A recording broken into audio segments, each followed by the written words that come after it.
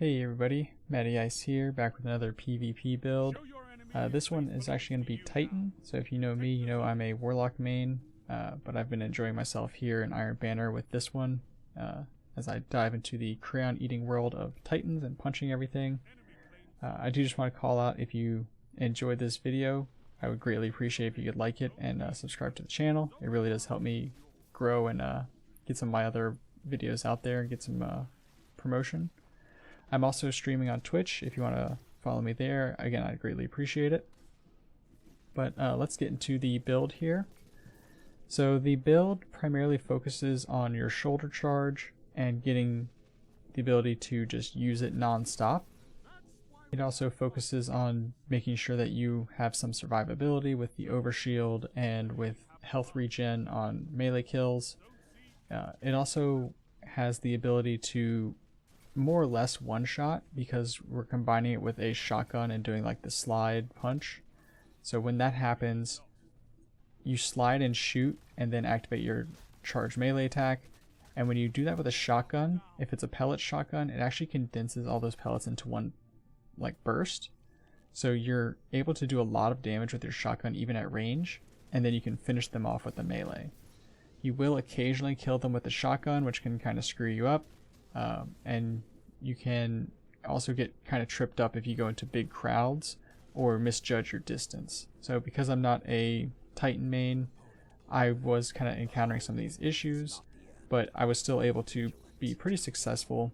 If you see at the background gameplay here, I die occasionally through supers or by going into like a 3-stack or just missing my melee, something like that. But if you're a Titan main, that's kind of something that you shouldn't really encounter. I also had the joy of going up against someone from Primal, ZK Mushroom, and I actually encountered Pure Chill on the same day I was running the Warlock build. So it had an interesting Iron Banner week, to say the least. But again, getting back to the actual build here, you can still use your grenades, you can still shoot and punch and do everything else other than just shoulder charge things. That's just kind of the focus of the build, but it's not necessarily the only thing you have to do. So, I mean, you can see in the gameplay, I get several kills with grenades, I get several kills with just weapons. Especially on something like Eruption, you just want to be able to get kills. The shoulder charge is just there to help you close the gap, kind of make sure you get those dumb fun plays in the game. And if you didn't notice before in the first two games, I did pretty well. I had around a 3 or above a 3 KD, and in this game against higher skilled players like ZK Mushroom, I unfortunately did slightly worse with like a 127. But this build is certainly viable in all sorts of PvP gameplay, and we're going to get into the specifics of how you can set this up yourself. Okay, getting into the build here, we're going to start with the armor and mods. First I'm going to cover the exotic armor. So I prefer Insurmountable Skull Fort for this, for a couple different reasons. Every time you get the arc melee kill, it gives you health and energy, or health regen, and fully restores your melee energy, so you can just keep on shoulder charging. The health regen is nice, but it's kind of overshadowed with Juggernaut, just because like they kind of do the same thing. But the full melee energy, I love that personally, so I can just keep shoulder charging. It doesn't slow you down at all. And then as far as like the armor itself, you can have it be any energy. I usually just put in a shotgun targeter and a harmonic siphon. So that's just what I do. You could put in a hands-on if you wanted to instead of harmonic siphon, just because you will be getting a lot of melee kills. So if you were to do arc focused armor affinity, like that's fine. Otherwise you could just do this setup here. Other exotic armors to consider if you don't want to use Insurmountable Skull Fort. So you could use Antaeus Wards to give you some extra damage protection while you're fighting here. They reflect incoming projectiles briefly while you slide. Another option is the Mark 44 Stand Asides. They give you an overshield while you're sprinting. Like, it slowly charges an overshield, so again, it's kind of extra protection. Just because the shield you have from the build only covers you from the front, so this will cover you from all angles. There's feedback fence, like there's just so many different Titan PvP exotics that kind of fit this build. I'm not a Titan main, so I don't know it as well as I probably should, but you guys, if you main a Titan, I'm sure you're well aware. Alright, for arms, I have them arc, again, just because anytime I cause damage with a grenade for momentum transfer, I can get my melee cooldown even faster. This whole build is about just cooling down your melee.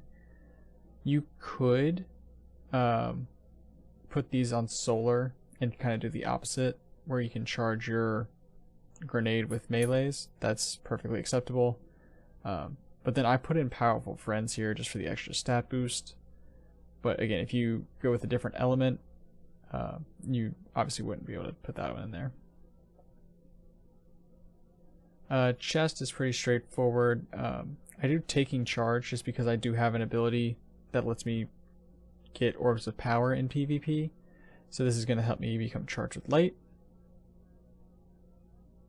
On the boots, I put in a shotgun holster because I'm going to be using a shotgun with this, and then radiant light for that extra 20 strength.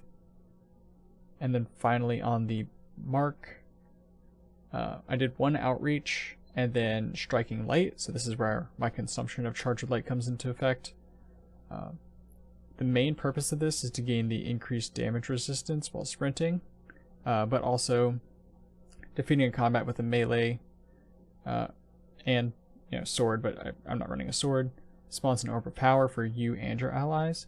So again, if you do this, you can spawn that orb of power, pick it back up, become charged with light again, and just keep that train going. So it just kind of is nice to have for like that effect, but the main thing is just that damage resistance while sprinting. I am rocking a shotgun on this one with 1-2 punch. 1-2 punch probably not going to activate, but I prefer to use a shotgun on this build. If you did see my Warlock PvP Ride the Lightning video, it's very similar to that build, so you could rock Dead Messenger with this. That's kind of a personal preference. Any kind of wave frame grenade launcher or shotgun will work pretty well here. Alright, so getting into the meat and potatoes here. You could do Thunder Crash or Fist of Havoc, doesn't really make a difference. That's kind of personal preference. I do recommend Thruster or Rally Barricade, just because they have such a short cooldown. Towering Barricade, a bit longer. It's 10 extra seconds versus Thruster. I personally do Thruster just because it's shorter and it has some utility while you're sprinting around, whereas Rally Barricade kind of forces you to stop. Seismic Strike, obviously kind of the requirements here. Again, if you run anything else, it's not going to really work with this. I do Arc Bolt Grenade, but you can also do Storm Grenade. Both of these have a very short cooldown, 145. I just prefer Arc Bolt because it just hits a little faster and can hit multiple targets in like a wider range. There is a Titan PvE/PvP build that's grenade focused, and in that one you definitely want to run Storm Grenade, but I will cover that in a separate video. Alright, getting into the aspects here, you've got Knockout. This is where if you defeat a target with a melee attack, you start that health regen, so that's where it kind of overlaps there with the exotic helmet. But critically wounding a target or breaking their shield also gives your melee attacks extra damage and range, so that's, again, you can kind of keep that train going of just punching non-stop, and you can really get some good range on these.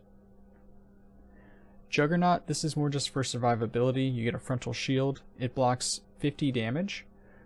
If someone does more than 50 damage, it still blocks all of that. It just means that your class ability will go away as that shield breaks.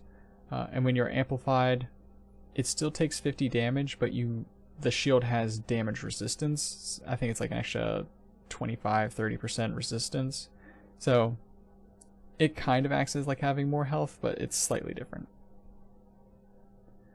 Alright, for fragments, I go Spark of Resistance for the extra strength, and if you're surrounded by combats, you take less damage. I go Spark of Recharge, just so you can get your abilities back quickly if you are critically wounded. And then Spark of Shock, just so you can jolt targets. Jolt's just nice to have. This one's a bit of a flex if you wanted to go something different. I've seen some people do Spark of Momentum, and I've thought about that as well, just because it auto reloads your weapons. You could do Spark of Feedback if you ever want to get into like a punching match. It also just gives you that extra resilience, which is nice. So that, again, that's kind of a flex slot, up to you. But yeah, that is the build. As you saw from the video, had some pretty good success with it, except for when I matched up against ZK Mushroom there. I had an interesting Iron Banner run that last week where I got 2 Primal players, Pure Chill and ZK. So that was interesting. I don't know how that happened, but yeah, luck of the draw, I guess. But yeah, I hope you enjoyed the video and are able to use this in your upcoming PvP shenanigans. It's definitely a fun build. It makes me enjoy playing PvP a little bit more as a PvE player. So yeah, let me know what you think in the comments below. And as always, if you can like and subscribe, I'd greatly appreciate it. And I will catch you in the next one.